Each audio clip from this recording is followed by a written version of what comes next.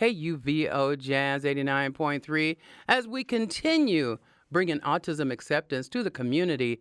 Joining us today is Danny Combs. He created TAC, Teaching Autism Community Trades. It's a Denver-based nonprofit he founded in 2016. His inspiration came from his son Dylan, who was diagnosed with autism at the age of 2. Now, TAC's mission is to empower neurodiverse individuals through vocational training and employment in the trades. Their welcome says, TACT, where your potential meets opportunity. There you'll embark on a journey of growth, discovery, and skill building. They are dedicated to empowering you with tools and knowledge to thrive in today's job world. Join them and unlock your full potential by doing what you love. Good morning, Danny. Thank you for taking the time away from your busy schedule, I'm sure, to join us on KUVO's Community Connection. Thank you so much for having me. I've really been looking forward to this, so I'm glad we were able to work it out. Yes, me too. Now, you are the director of the Colorado Disability Opportunity Office. What is your goal in your new role? Yeah, thank you so much. So this is very exciting. This just happened for me in November. It's a brand new state office that was started this past July.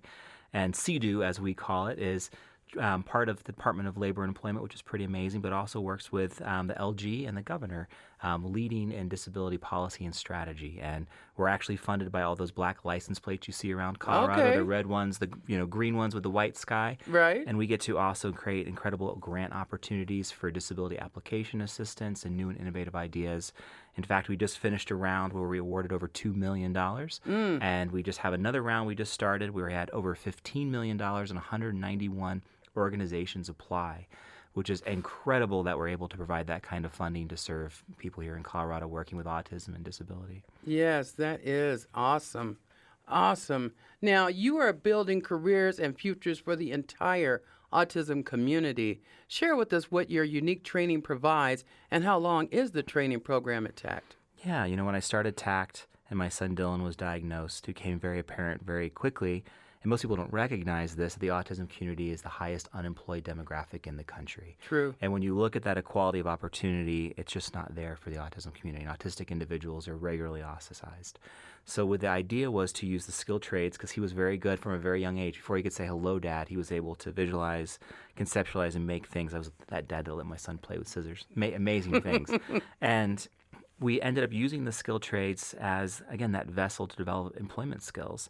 And it works. There's a large number of organizations that are looking for skilled trades individuals, and autistic individuals, stereotypically speaking, can do a great job. And so this unique marriage and partnership of them working together in concert created all of these opportunities that has led the state of Colorado. And that the success of TACT was part of the reason I got this incredible opportunity to now work for CDU. So it's pretty amazing. That is terrific. Now, according to the Centers for Disease Control and Prevention, approximately 1 in 36 children in the United States are diagnosed on the autism spectrum disorder, ASD. Now, globally, the estimated prevalence of ASD is around 1 in 100 children. Now, however, this figure can vary significantly depending on the region and study methodology. So how many autistic people has TACT assisted in receiving gainful employment? Yeah, TACT is a leader. So statistically speaking, only 12% of Coloradans have gainful employment that is not paying above minimum wage and living above the poverty line. One of the things that's amazing about TACT is 83.3% of its graduates are averaging about $19.86 an hour. It's hundreds of individuals that we've gotten placed. And when you look at those numbers of autistic individuals that the CDC reports from, they take that only from 8-year-olds. And so you figure if somebody's diagnosed at 12, 30, 9, doesn't matter, doesn't count towards their statistics. And so the actual number, we're not sure, but it's roughly 2.8% of the population. So how do we get them to change that so we can have some correct numbers for that? I think that's very important. Yeah, they've got a big task. I mean, they're working to figure out more about autism. Yeah. Okay. There's a lot to learn, I There's understand. a lot to learn. A lot to learn. Yeah. Well, you know what they say, if you keep your ears and eyes open, you can learn a lot. Correct. Just never shut that down. Okay. I agree. So tell us about your core values in creating excellence through your pillars at TAC. Yeah, so when we set that up, and now that I'm with CDU, Becky Mershon, who is running it, she's incredible.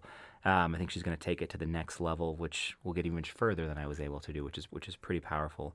Was at the very core that parent perspective, kind of like you as a parent, and looking at what were those things that needed to be in place. And it comes down to education, to training, to opportunity, encourage, empowerment, education, and employment, where autistic individuals, stereotypically speaking, again, and by and large, are not given that same kind of equality of opportunity, where for me as a dad, my son sometimes is put to the side, and he might be in the building, but that's not with the other students per se. True. And when you talk about jobs, when you look at the unemployment numbers, the way that interviews are set up, it doesn't lead to the same kind of outcomes. But there's this incredible demographic of people that are looking and completely capable of doing amazing things. That's where incredible innovation comes from.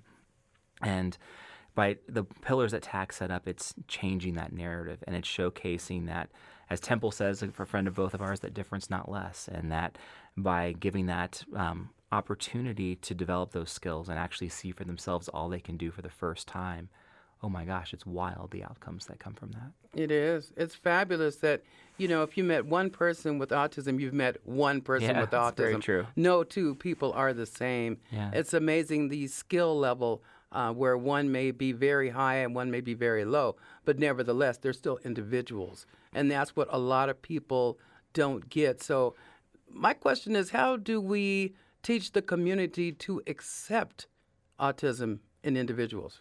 It's a great question. So there's this idea that we've been, I also co-founded the Colorado Neurodiversity Chamber of Commerce, which became the first neurodiverse chamber in the country. Ironically, that's in 2022 when you consider 20% of the population is neurodivergent through autism, ADHD, dyslexia, praxia, Right. long-form COVID. And we talk about universal design. And the idea is that if we can set up the environment, not just the physical space, but the working environment where everybody benefits, then all of a sudden, the uniqueness of autistic individuals gets a chance to shine and actually showcase their strengths and ability. And I think when we can start moving from looking at this deficit prescriptive medical model, the way that everything's been framed around autism, and say, how can we set this individual for success? How can we give them the tools to be successful? Everybody wins from that. And so people get afraid of the word accommodation, but most accommodations cost less than $500. It costs a lot more to hire and train somebody brand new to a job. And, with CDO, one of the amazing things we're doing with all of the grants is we can now fund organizations like TACT, like Firefly, like Easter Seals, like all of the organizations here in our state that are doing amazing work, and give them the funds that they need to actually go out and do incredible things and make that sustainable so they're not having to just chase random grant funding. That is magnificent. Wow, you are very busy. It's got the gray hair. That's why it's got it. No, you don't have gray hair.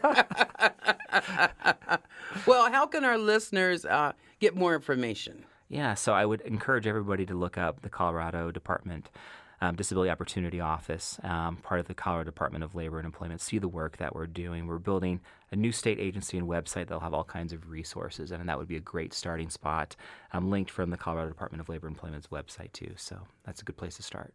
Excellent. Well, what an incredible program. You're doing some magnificent work here. And, I really appreciate you. Well, let me say we, me and the community here, we appreciate you, Danny, for sharing such an inspirational knowledge with our listeners today. We are a Colorado where everyone feels seen and heard.